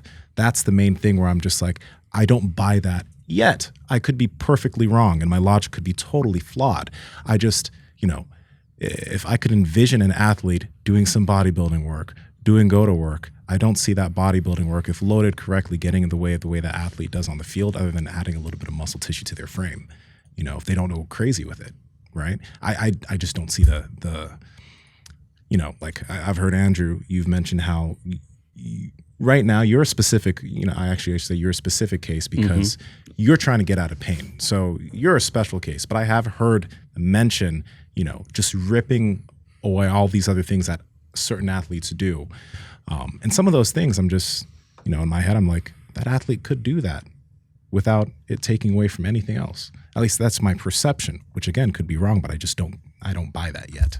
So that's the only thing that I guess I differ or I kind of, don't get. Yeah. Well, and thank you for pointing that out. Yeah. Like for me, it is very specific, like if somebody came to you, Nsima, and said like, my back pain takes over my life. When I wake up, it's the first thing I think about. When I go to bed, it's the last thing I think about. But I want to get jacked. What should I do? You'd probably be like, okay, well, and if I told you like all I like to do is like squat, bench, and dead, you'd probably be like, bro, like maybe we should do some other things. Yeah. I know you wouldn't say like don't lift or anything like that, but like if it's a severe case, you probably would be like, yeah, bro, we should chill out on that for a little bit. Let's get some of these patterns going. Let's get you a little in at least out of some of this pain. And then maybe we'll explore that. I would agree with that, but I would also understand that I think that there are certain lifts that would not be deleterious or dangerous that would actually put Right. you in more Yeah, pain. yeah. Like I couldn't see how some high rep bicep curls would put you in pain. You know, I mean, not and that's just an example Yeah. movement, but there are other movements like that where I'm like, you can do No, this without I'm in affecting your lower back negatively. Full agreement, because like what is a bicep curl gonna, like the positives, like, oh shit, I got a pump, like I feel good about myself, I look good, like, oh dude, now I'm not even thinking about my back pain. So like I'm in agreement with you there, where I'm like, I think just it's not gonna hurt anything. If as long as it's not hurting you, literally not hurting you, Yeah. I think we're okay. Yeah. That's all I'm saying. Yeah. I remember Coach House, saying that like I think once a week he would let the players like pick whatever music they wanted to put on, and they could like write out the workout themselves, and each player would like write down like an exercise, and it was always like curls, like biceps, triceps, shoulders, big superset, and like no one was required on that particular day to do something that they didn't want to do, which is like normally they're doing stuff that's not as fun, right? And he even said that he would leave the gym room and just let them have fun. He's like, and that was when they got their loudest, the rowdiest, and like everybody was all in it together because they're just having fun, right? Because it's a lot more than just reps and sets sometimes. He just doesn't want to see the chaos that they're doing to themselves. It's going to make them nuts. I want to be blind to what my athletes are doing. I'll just Right. leave. The old superhero workout. Yeah. I think another big factor here is just like where you are in your life or where you are in your career, like what you're doing with your sport. Like maybe you do have an injury, you're coming off an injury. Maybe you're just sick and tired of like getting the same results, so then you're looking to do something slightly different. So I think it matters a lot. If we're talking about a developed athlete, I think a developed athlete should always look into, I feel like I can afford it. I have like enough muscle mass to go and do something else. Like, am I going to lose a bunch of muscle? I don't know. I don't know how much I care, but I care in terms of like my metabolism doesn't seem like a great idea to like lose muscle mass, but I don't think I'm going to lose muscle mass doing these things since they're still so challenging. However, if I was in more of a development stage and I was still building muscle mass and still had a desire to bodybuild or powerlift, there's no way I would feel like I could even afford to go and do some of the things I'm doing right now, because I would be like, this is what I know. I know how to build muscle this way, and I don't know about that other stuff. So I don't think I can reach all the way for it. But I could do what Nsima's saying. I could do a mix. I can start to blend stuff in. And that's pretty much where I'm at right now. Like I'm still going to use, yesterday I couldn't have done, I did, I guess like 3 workouts yesterday, and they were all very different. Like I was on the beach and I was just like running and like messing around with the waves and stuff and like jumping around the waves, and just like the waves would come in and I would run backwards away from them, and then I'd run forward towards them, and it was just a long, like a walk run. And that was like a little mini workout. And then I worked out with John Mills doing some of the functional pattern stuff. And then when I was done there, saying strength is like 5 minutes away. So I drove over there and I'm like, I'm going to get a pump. And I did some back and some biceps. And so there was a lot of variety there. And I know like, some people would, maybe say like, oh, leave some of that other stuff behind, but I just enjoy it. It's just a lot of fun for me. So still trying to make progress in multiple areas. And that's just the way I like to do it. Got a correction for you, Mark. You did 4 small workouts yesterday. Uh-oh. You were sweating in your foyer. I was. How was your 4th workout yesterday? I was sweating with the electric impedance that you had on me. Yeah, you broke it. You know what I got to mention though? Like, cause I've mentioned muscle so much. Every time I've been talking about certain things, I'd say like slapping some muscle on that athlete. Just because an athlete's muscular doesn't mean they're a good athlete. You think you mentioned that, just like a lot of the muscle bound athletes are sitting on the bench. So it's not all about just having muscle when we're talking about athletes. Sometimes they literally need to gain weight, especially for something like football. Like if you're a 260 pound offensive lineman and you're going into the pros, Better be fast. I just don't know. Like I think that you have to gain weight. You have to. You're gonna get crushed. I think. Yeah, like when the context of muscle with a lot of people listening, a lot of people are powerlifters and bodybuilders and some are athletes. Like for powerlifting and bodybuilding, having the most muscle is important, but not necessarily for soccer, football, basketball, baseball, even jiu-jitsu, right? It can be beneficial having some extra muscle, but it's not the end all be all. It isn't. So that is understood. But and you know, even this guy Goku, you ever watch Dragon Ball Z? Dude, they're jacked. Yeah. But wait, Tell me. What do you think Goku's height and weight is? Oh, he's a shorty. I'm sure. What do you think his height and weight is? 5'7", 175. Yeah, Goku's like 5'7". He's supposed to be like 150, looking like that. Like I didn't know that until I was an adult. He looks like 6'2", 280. That's not the case, right? Looks like a Franco Colombo. It's also drawn. I know. I'm just saying, Wait, like what? Ruin all these muscle bound. Cartoon? Yeah, man. Dragon Ball Z, yeah. Well, you can't call it a cartoon though. You get all. It's anime. you get in trouble. Yeah. It's anime. I'm a fucking weeb. But what I'm saying here is like all of us who were inspired by Goku don't even understand that Goku wasn't that big, yo. Yeah. He wasn't that big, man. Let me see if I can find it because in the new Street Fighter 6, they were giving out Ryu's. Ryu, Yeah, or Ryu's. I'm fucked up. And it was like he only weighed like 175 pounds, but he was like jacked as fuck. Fucking looking like His chin wouldn't fit in this room. He's fucking Giga Ryu. Yeah, I think one thing though is like there is a, because the aspects about gaining muscle make sense. There, like you see it specifically within jiu-jitsu. You know, people think that if an individual is very muscular, they won't move well, they won't have good mobility, they won't have good movement. And I think it also really just does come down to how the individual does build that muscle. That's what that's what I notice. Like if an individual, all they do is So 5'9", 187. Okay. yeah. But if all they do is like just do bodybuilding stuff and they don't do their sport, you know, they don't focus on moving well, they're going to move like a bodybuilder. They're going to be stiff and shit, right? And that's one thing that'll pop up too for me when I'm working Electrons Plus is say I'm working someone's forearm. No joke. I'll be working someone's forearm and their hand goes to the mouse and you can see them clicking. Or like someone who plays a string instrument, I can play the string instrument because they have this muscle memory. Oh shit. And they're working chords. Yeah. So Is that why I was doing like a beating off motion? I came twice, by the way. Thank you. That's really cool though. yeah, Holy it's crazy. Oh yeah, tell them about the arm. The person that had the like kind of their arm because of their occupation. So I was working on this lady who couldn't feel anything, like I think it was in her hand at all, but she just had adhesion all the way from the shoulder down to the wrist. Yeah. And you know, we're talking about what she does. What are her habits? Where is she spending time? What is she doing with that arm in particular, or her life? She ended up Fucking Nsima. She ended up, you know, there were some others around, but she admitted to me that she was an escort and she was using that arm a lot of her day. She was a sex worker. So we went to work to get that arm put back together. That's so awesome.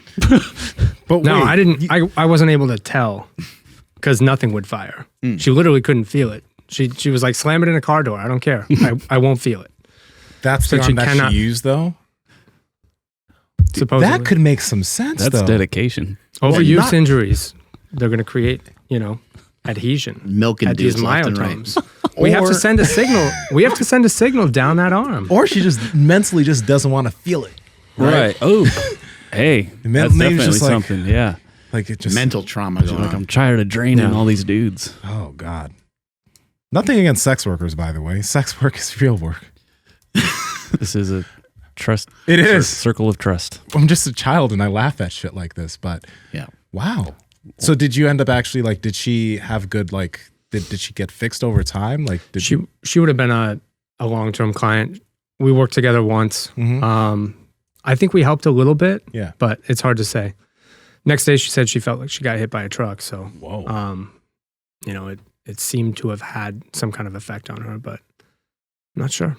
Yeah. How do you get people to come back second, third time? Because like my right side is like really banged up, right? I mean, it feels banged up after you worked on me. And thinking about like getting more work done today, you know, just like, oh man, if he gets in there again, like, is it going to hurt twice as bad now? Like, so No. like what's the process there in getting people to come back after they feel like shit? That's the point of usually a session one or potentially making that a session two, right? We can we can just fire up the muscles real smooth. But if we identify that there's adhesion that maybe needs to go, it might be a good idea to break that up and smooth it out a little bit. So of course, that first session for you felt like death after a day or two, or it was hard. Like you worked out. I noticed it. You were sore. Yeah, for sure. So you don't have to do that often. Okay. From there on, we're trying to make sure that quad or that VMO or that vastus lateralis is firing from TFL all the way down to the knee. Yours wasn't at the time, so we went to break it up and smooth it out to allow it to do just that later on. Yeah. I'm curious. When I work on you again, because we're going to. Yeah. Oh, well, I'm hoping you have time today. That'd be dope. And my wife is coming in, so hopefully we can. Because I'm curious what's going on with her wrist, but I am curious about So when you touched, I'll let you name off the muscle parts because I have no idea. But nothing would happen, or we'd get a slight twitch. And then you'd kind of work your magic. Then next thing you know, my quad and everything is locked up. So what's causing that? Fully flexed. Right. Yeah. Sorry, not locked up. Not like a cramp. It was actually just flexed hard. It felt good in the moment. But what's causing the disruption in the signaling? What can I do, or why does that happen? There's a variety of factors that could play into this. We have to look at exercise. We have to look at breath work, hydration. Where do we get our charge? Are we collecting charge from the earth, walking out in the grass or the dirt? There are a lot of really important factors that have to do with the charge that we carry, because our bodies are electric. We have to send signals from the brain to the muscles to the bottom of the feet. And if we have any kind of disruption, injury, stress, these things all play a role in whether we can actually carry a charge and fill our battery. And there are some more controversial items too, Trauma needs to be addressed. Trauma is definitely a big discharge. We all know that stress, anxiety, trauma, we hold our breath. So if you're holding your breath, what are you doing for the oxygenation of every tissue in your body, except for starving it? Another one kind of controversial is, not super controversial really. You see Starrett talk about this all the time. Scars. If you have a wound or a scar and it's cutting through some fascia, that's a disruption in the fascial network.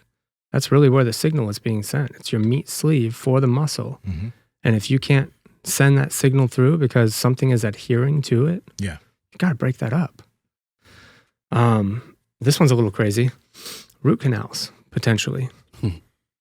Root canals technically work like transistors. Now, I'm not really familiar with dentistry. I've never had a root canal done. What exactly I've had do too they many. do? Yeah, what do they do in there? They're pulling the nerve root out. I believe they're filling it. I don't know exactly what's going on, but this is what I'm learning is that a root canal can be pretty deleterious for the body as a battery center. So something to consider. If you're having health issues or you're feeling like your batteries or your charge is low and you just can't get ahead and you've got root canals, you might want to start looking. It's probably not an easy thing to reverse. There's a lot of low-hanging fruit though, right? I have a lot. Let's get in the dirt and drink our water and exercise first. Right. And breathe. Cold plunge. Yeah, breathe. Yeah, the breathing thing is crucial. We need to reiterate that to my wife when she comes in, because she is definitely the person that will tense up and then it's silly if we walk upstairs or something, she will hold her breath the entire way and then get to the top and be lightheaded. And what's wrong? She's like, oh, I forgot to breathe again. Is that a superstition? I have no idea. Hold your breath while you walk on the stairs? I'm not sure. I have no idea where that came from, but yeah, it's interesting. So that's something that she needs to learn today. Okay. What about water? You know something about water? Any type of water? Anything will work? Or should it be some particular kind of water? Some people like specific water. Yeah. I don't know. Yeah, because you had mentioned like staying hydrated and stuff. I think spring water is great. I think clean water is great. When I'm working, like say a foot bath, I'll use Epsom salts. Now, we're not talking about drinking water, but again, you need electrolytes, whether it's through the feet or through your hydration. So we've got additives. I think, Mark, you've got a little something that you, Yeah, some you do for hydration electrolytes. product. Yeah, it's huge. Electrolytes are monstrous. You cannot carry that charge without electrolytes. You know, we're looking at sodium and potassium. This is how we send signals from cell to cell. Yeah. No, it's interesting because I know some people who are all about like the pH of their water. So they have like the Kangen thing on their sink to make sure the water's at I was a trying to correct see if it was pH. that weird, but Testing the alkalinity.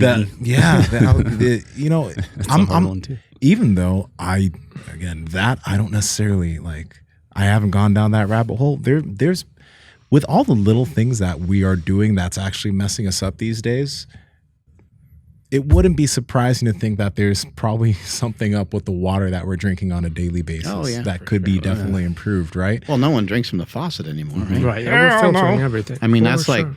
this is, people don't do it. I mean, when I was a kid, I sound a million years old, but like we didn't have a lot of like water bottles. Like no one, this was not a thing. You couldn't sell this to somebody.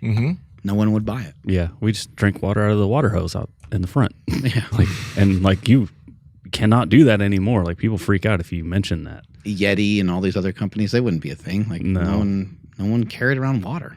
Just didn't do it. My girl's from Missouri, and one day, I think one of the first days, like she was making some coffee, and she goes to the sink and pours the sink water in there. And then she goes to the coffee maker. I'm like, "Oh, are you washing that? are you washing?" She's like, "No, I'm making coffee." I'm like, What's your country ass doing? Like, you're making coffee with sink water? You're gonna die. What? So much chlorine. No, you can't even taste it. No, I'm just a pussy, bro. But No, that's a no-no. Yeah, we don't do that. Fuck no, but we have a Berkey filter, and when I pour the water in from the faucet, you can smell all the chlorine in it. It's crazy. Maybe it's just Elk Grove water, but it's strong. I'm like, whoa, it's pretty bad. Yeah, got to run it through a filter though. Yeah, it's But funny. never straight from the faucet. Never. It's disgusting. Yeah, I think with some of those fun filtration systems, you're going to be better off just getting out, getting your hands or feet in the dirt. Yeah. Right? Like, we came from that dirt. We should get back to it once in a while. So you're a fan of grounding?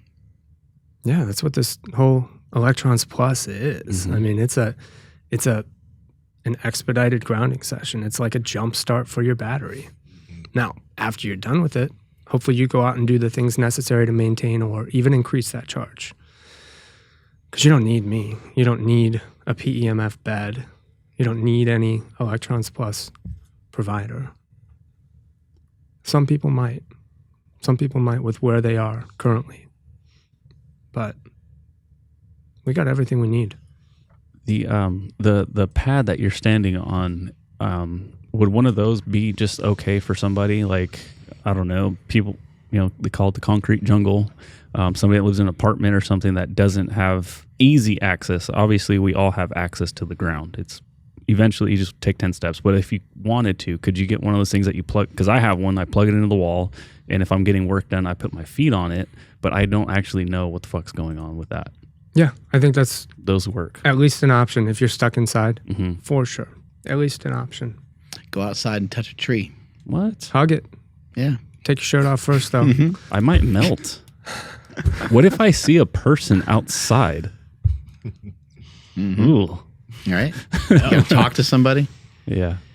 Fuck, I hope they don't talk to me. I just start dart the other way, right? My neighbor, I just like, fuck, please don't look over here. Oh, fuck, he's going to come talk to me and tell me the same shit that he tells me every time. Hot out today, huh?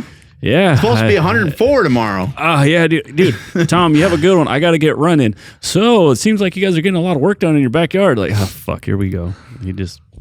He's super nice, but. Did you hear that? Did you see that gray car that was down the street last week? And Oh, yeah? You're like, yeah. Like, what the fuck? Yeah. No, I don't care. When you were growing up, this is actually just an aside, but like, did your parents like talk to their neighbors? Was it like, when you see the movies and all the kids in the neighborhood are running around and going on adventures and shit, and all the neighbors know each other? Were your parents like that? Or no? They also just, I've realized I don't fucking know my neighbors either. It's just like, is this good? I feel like it's not good. I mean, we knew our neighbors, but like, I think it's mainly like the only neighbors that we knew were just because like there was other kids in the neighborhood and we meet them at like the bus stop, you know what I mean? And then their parents knew our parents because we stayed at each other's houses and stuff like that. Yeah. We didn't like know our like who lived right next to us. We didn't know our neighbors at all. Yeah. I've got a lot of young new homeowners, young families in my neighborhood that I would love to know. I think they're cool. I would love to know them because that community is huge. You need bonding. You need relationships with others. Mm-hmm. You have to thrive, and that's one way to do it. Yeah, it's tough though. What if they ask you a question? That's man. So like, okay, so when we were kids, South Sac, this was when Oak Park was like really grimy. So like, no, like, we don't know our neighbors. Fuck no. Yeah. And then growing up in Woodland, we had renters on this side, so it was always like we don't fucking know who it's gonna be. And it was a smaller place, so it was like really cheap rent. So it was always really ghetto. So it was like people just kind of rotating in and out. People on the left of us were super old, so they were cool as fuck.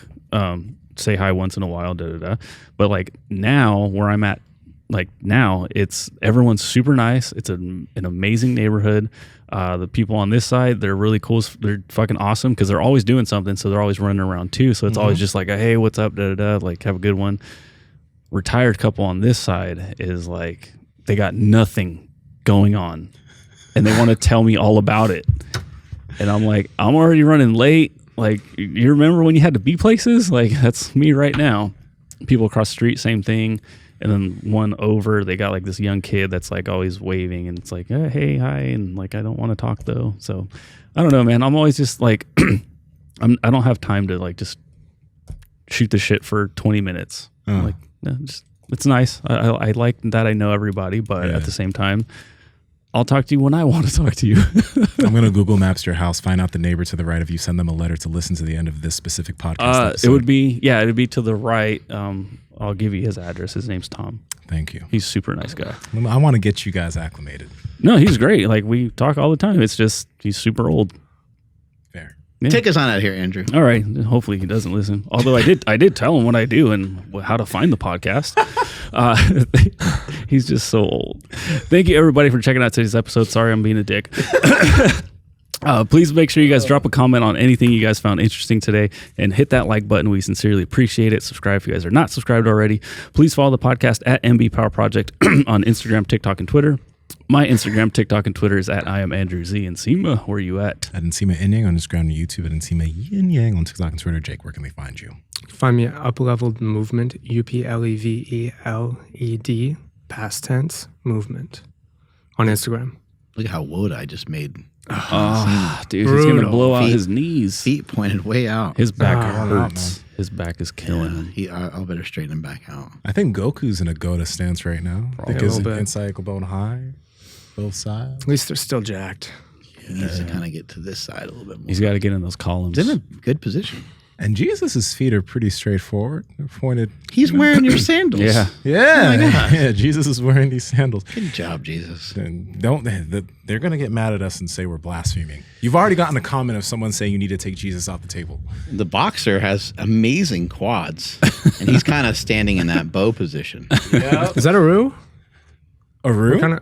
Is that a kangaroo? No, it's a boxer. It's a boxer. Dog. It's a dog. How dare you use a kangaroo? kangaroo. I think we named him Balboa. I'm at Mark Smelly Bell. Strength is never weakness. Weakness never strength. Catch you guys later. Bye. Peace.